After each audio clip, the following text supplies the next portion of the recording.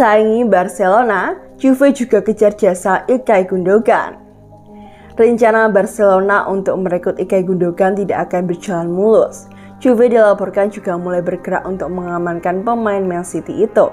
Sejak musim panas kemarin, Gundogan memang dirumorkan ingin meninggalkan Man City.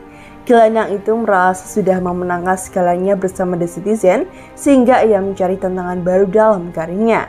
Ia belakangan ramai dikaitkan dengan Barca. Tim asal Catalunya itu dilaporkan sangat tertarik menggunakan jasanya. Laporan Ekrim Corner mengklaim bahwa Barca punya penantang yang serius untuk jasa Gundogan. Juve disebut juga mendambakan jasa sang gelandang. Laporan tersebut juga mengklaim bahwa Juve sangat tertarik untuk mendatangkan Gundogan ke Turin. Di musim panas nanti mereka akan berpisah dengan Adrien Rabiot. Sang gelandang tak mau memperpanjang kontraknya di Juventus sehingga Nyonya tua harus mencari pengganti sang gelandang. Gundogan sendiri dinilai punya kemampuan di atas rata-rata. Alhasil, Allegri tertarik untuk menjadikannya bagian dari lini tengah Juve. Laporan yang sama juga mengklaim bahwa ada alasan lain mengapa Juve ingin mendatangkan Gundogan.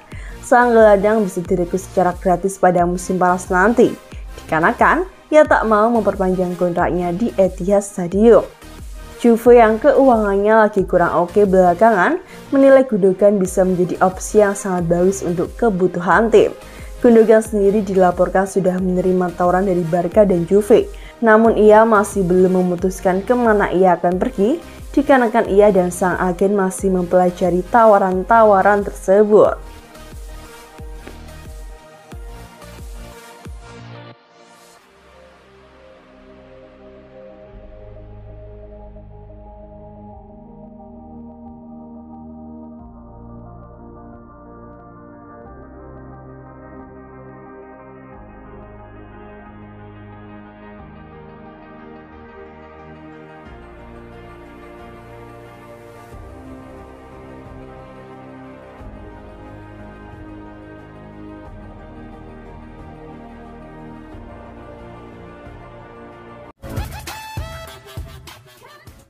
Pemain-pemain muda Juve kembali dipuji.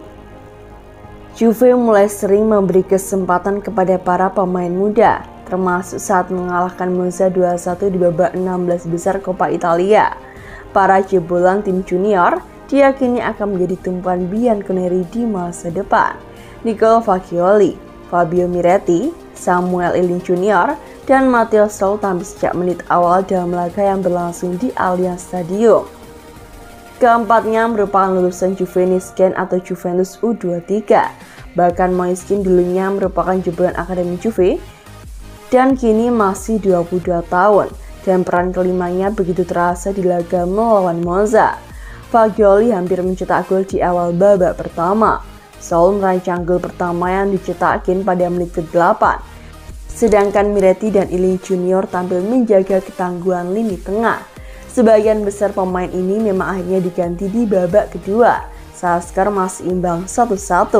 Sewaktu Jasa mencetak gol penentu kemenangan menit 78, hanya Kean yang masih ada di lapangan.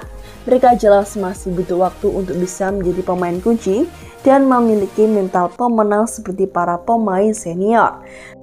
Namun memberikan kesempatan bermain adalah salah satu cara Juve memupuk fondasi untuk masa depan. Miretti dan Fagioli telah bermain reguler bersama kami dan tampil menentukan ketika kami kehilangan fitur-fitur yang berpengalaman. Mereka memberikan penyegaran, kualitas, dan juga ketangguhan fisik. Ili juga sudah mulai rutin bermain. Ujar asisten pelatih Juventus Marco Landucci kepada Sport Mediaset. Dalam pidato terakhirnya sebagai presiden Bianconeri, Andrea Agnelli juga membanggakan Juveniscan yang telah bermain di Serie C sejak 2018. Ia percaya di masa depan, 50-60% skuad utama Juve akan berasal dari sana. Saya percaya dengan ketekunan, dedikasi dan semangat, secara realistis kami bisa menargetkan 50-60% skuad utama kami berasal dari akademi dalam 5-8 tahun mendatang, ujar Agnelli. Hal itu akan memberikan keuntungan besar dalam hal investasi dan gaji pemain, namun tetap kompetitif di ajang domestik dan internasional. Jelasnya, akankah hal itu terwujud di masa depan? Bagaimana pendapat kalian?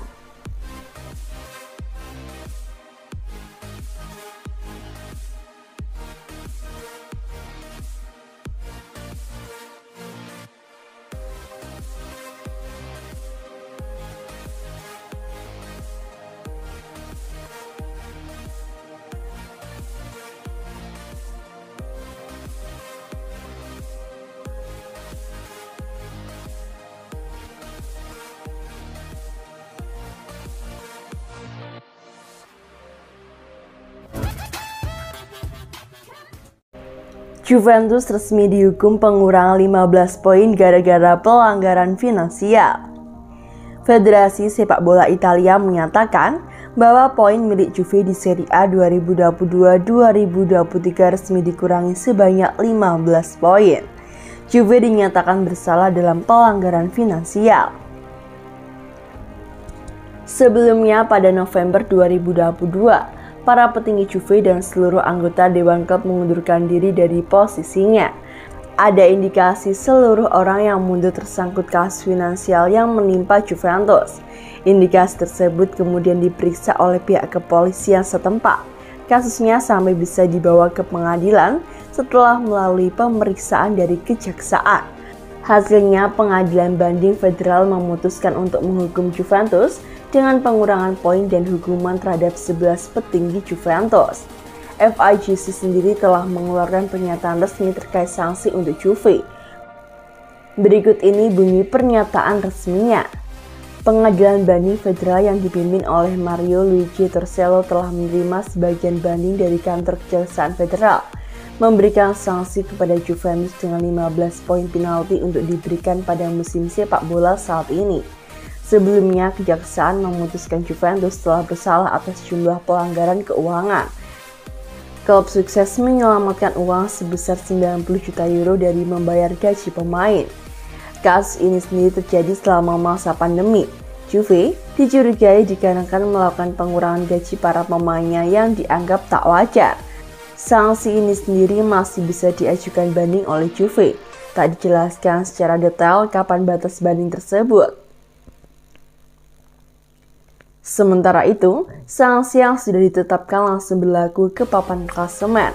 AS Juve yang awalnya mengumpulkan 37 poin, sekarang hanya memiliki 22 poin. Pengurangan poin itu berdampak signifikan kepada posisi Bianconeri. Dari yang awalnya di posisi 3, kini langsung berada di posisi ke-10 klasemen sementara.